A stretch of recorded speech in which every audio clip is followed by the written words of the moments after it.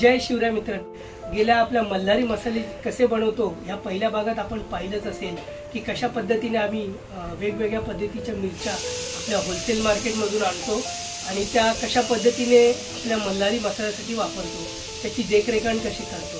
त्याच्यानंतर आजच्या आपल्या दुसऱ्या भागात आम्ही आपल्याला दाखवणार आहे की आपण वेगवेगळ्या पद्धतीचे खडे मसाले आपल्या मल्हारी मसाल्यामध्ये वापरतो, ते कशा पद्धतीने आपण वेगवेगळ्या दर्जेदार अशा खडे मसाल्यांचा वापर आपण आपल्या मल्हारी मसाले बनवताना घेत आहोत। योग्य त्या प्रमाणात आणि योग्य त्या क्वालिटीचे असे हे मसाले आपण आपल्या मल्हारी मसाल्यामध्ये वापरतो, जेणेकरून मसाल्याची चव ही उत्तम होईल।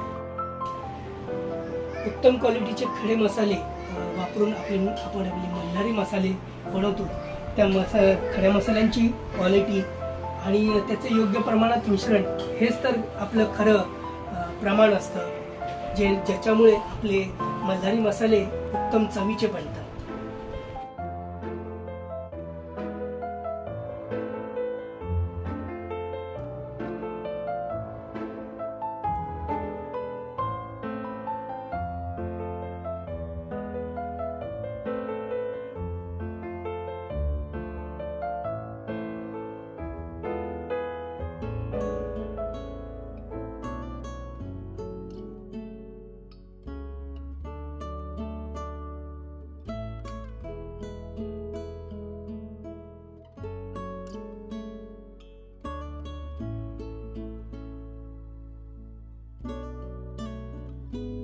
मसाल्यासाठी लागणारे सर्व पदार्थ योग्य प्रमाणात घेऊन ते योग्य प्रमाणात भाजून घ्यावे लागतात।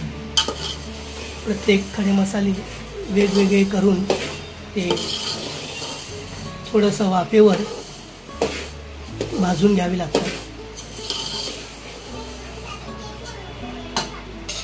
जेणेकरून मसाल्याची क्वालिटी आणि तो जास्त काळ टिकता येईल।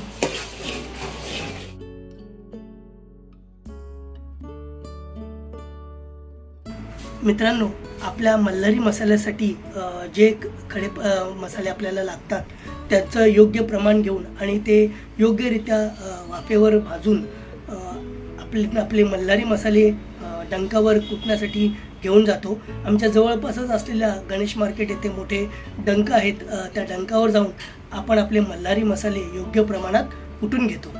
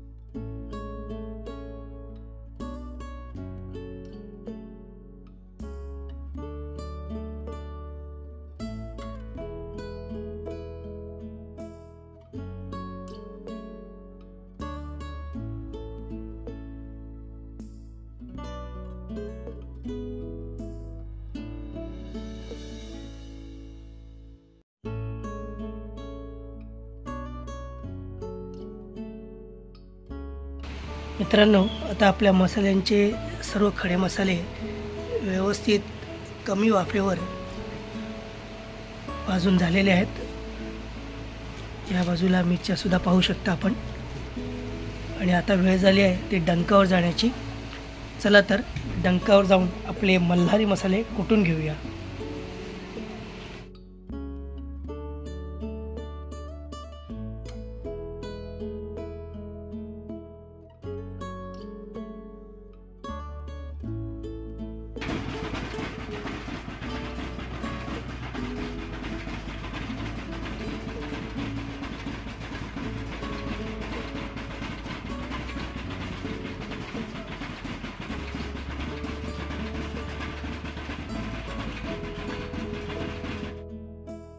तर मित्रांनो, आपले हे डंकावरचे बनवलेले मल्हारी मसाले आता बनवून झालेले आहेत।